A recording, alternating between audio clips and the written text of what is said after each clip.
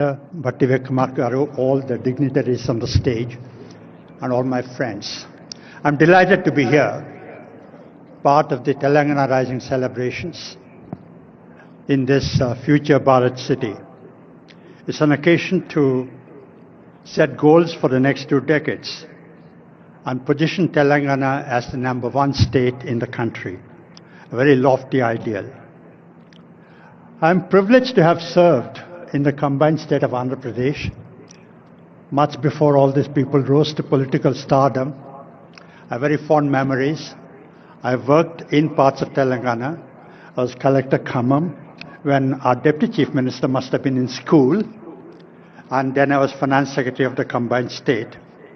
Although the state is administratively and politically divided, I feel emotionally at home in both Andhra Pradesh and Telangana. And Hyderabad is my home now, Telangana is my state now, but I belong to the entire combined Andhra Pradesh. Over the last 10 years, Telangana has clocked remarkable progress. A state once known for feudalism, poverty, backwardness, ignorance, is today possibly the #1 state, clocking possibly the highest growth rate in the country over the last 10 years. Hyderabad, this charming, beautiful city, is a jewel. You know, all around the country, and many of these people have traveled around the world, around the country. I'm very proud of this city. If there's one Indian city that is representative of all of India, it is Hyderabad. Cosmopolitan in outlook, blend of tradition and the best of traditions and values and modernity, safe for everyone, the best example of unity in diversity. You know, at one time when I was in the government, sir, in the late 90s, early 20s, we used to look for the overflow from Bangalore. So Bangalore is the icon of India, and Bangalore is saturated, so the overflow will come to Hyderabad. Today, Hyderabad is iconic. It's Hyderabad that people look up to as the first choice. So I'm very proud of what the government of Telangana has attempted. Congratulations to you, sir, and to your entire government. This document, I've not seen it, it's going to be released later in this event, is prepared by the government, working closely with the ISP, with Niti Aayog, I believe with wide-ranging consultations with the stakeholders.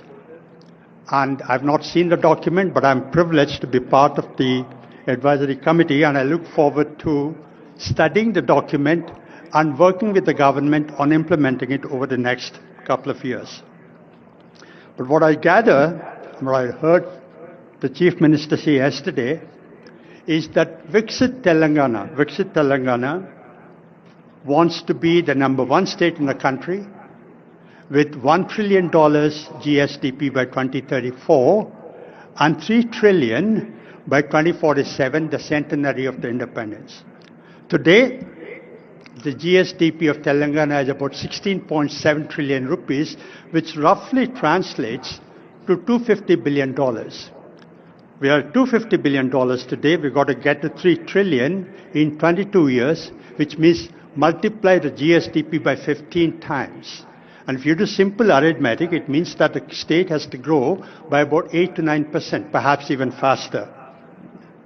One trade of lead, that's a tough goal, a challenging goal, difficult, but not impossible. One trait of leadership is actually to set impossible goals, near impossible goals. So I want to congratulate the government for setting that goal. Yesterday, the Chief Minister mentioned that Telangana wants to replicate the Gyeongdong success. Gyeongdong is the best practice in accelerated growth rate. Not perfect, but probably the best practice. I'm sure Telangana will do even better. It's presumptuous on my part to lay out the agenda, because the agenda for getting 2047 Telangana is large, complex, and that's going to be in the document. It will be presumptuous for me to second guess that at the moment. But I want to make a few points at this stage. The first is the state must build on its core competence. Hyderabad is already known for its IT, its pharma, its biotechnology, services. Where I live in KPHB, there is GCCs coming up every day. So I see them, I experience them. But Telangana must expand into manufacturing, agribusiness, and into a variety of sectors to create jobs. The second is infrastructure. Physical infrastructure, digital infrastructure, and social infrastructure. Before we met, you came on the stage, we were talking to the IT Minister, Shri Duvvuri Subba Rao, and he was telling us about how Telangana government has aspirations of making Hyderabad the innovation center, AI innovation center for the country. The country looks up to Hyderabad. So that's the second thing you must be focusing on. The third, ease of doing business. Now, we all talk about it, we all know about it. And I'm sure the Chief Minister and his team are experienced. But when we were in the government 20 years ago, when we went around like these people are going around these days, canvassing for investment, you know what entrepreneurs like Sri Anand Mahindra tell chief ministers and ministers? If you want to give us tax concessions, it's okay. If you want to give us utilities at low cost, that's okay. But what we want more than all this is law and order, rule of law, and no interference from your people. So ease of doing business is something that you must be concentrating on. Chief Minister, you said yesterday that you're not competing with the rest of the country, you're competing with globally. You know, actually, I think as the Deputy Chief Minister of Karnataka said yesterday, competing within the country is actually good. Healthy competition among states is good, and you're competing globally, setting yourself an aspiration. Primary education and primary health, I'm sure it's part of the agenda. Politicians don't normally, pardon me for saying this, I'm being a bit blunt, but politicians don't normally concentrate on education and health. The reason is, I'm not blaming anyone, but the reason is, democratic compulsions force politicians to have a short-term horizon. Do things that will yield results in the short term. No, they tend to relegate long-term things, because they're things that will generate results much later, because they're not political priority. But they're very, very important, as you must have noticed. You know, Karl Johan Juncker, who was the former Chancellor of the EU, he said, we all know what is the right thing to do. He was a politician. No? He said, we know what's the right thing to do. We don't know how to get re-elected after that. I'm sure that Chief Minister Revanth Reddy and his team are going to find a new model and prove Karl Juncker wrong, that it is possible to do things and get re-elected. Okay? And then I saw in the papers, in the media, pure, rare, inclusive growth. I cannot emphasize this enough. You know, accelerating growth is important. Growth is necessary, but not sufficient. 8%, 9% growth, if it's just a number, if the benefits of growth are not widely shared, that growth cannot be sustained. So you must have inclusive growth, which means that the benefits of growth must go to the poorest person in Telangana, to the most farthest point in Telangana. I'm sure the vision document is going to concentrate on that. And skills, of course, it will be presumptuous on my part to talk about skills when Mr. Anand Mahindra is here, but skilling is very important. You know, skilling is a difficult thing to do because it will not be done by the private sector. The government will not do it, is incapable of doing it. So you need public-private partnership, which we're seeing on the stage. Mr. Mahindra sitting next to the Chief Minister, that's exactly the partnership we require for skilling. And, you know, I want to tell a story. When I was appointed governor in 2008, 17 years ago, I was Finance Secretary to Government of India at that time. I went to call on the Prime Minister, Dr. Manmohan Singh, just to thank him for choosing me to go to RBI. One-on-one meeting. I went across to his office with just two of us. And I told him, sir, thank you for appointing me as governor. We talked about the macroeconomic issues at that time. We talked about RBI. We talked about the government. We talked about the comparison between living in Mumbai and living in Delhi. And after about 10 minutes into this conversation, I asked Dr. Manmohan Singh, sir, do you have any advice to give me? A very humble person.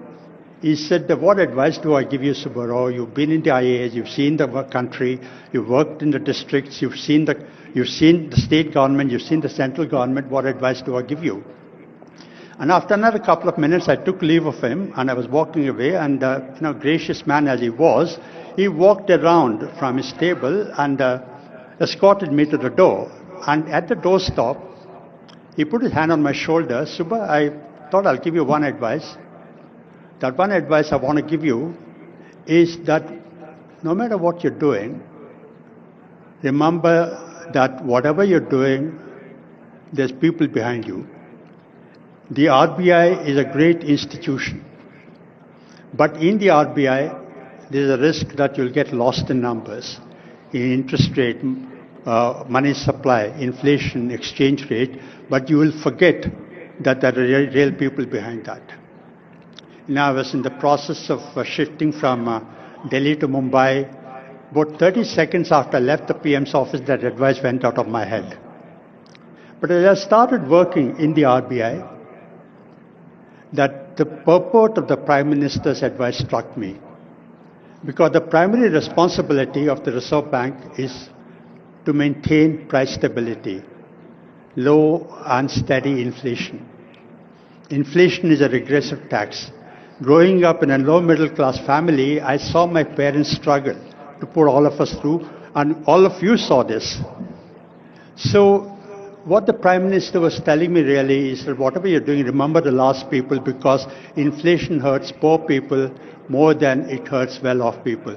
This shirt, if it cost 2,000 rupees last month, and if I go to buy this today, it costs 2,200 rupees, I wouldn't even notice it. But poor people, if the bus ticket goes up from 22 to 24 rupees, if the price of rice goes from 40 to 44 rupees, they notice that.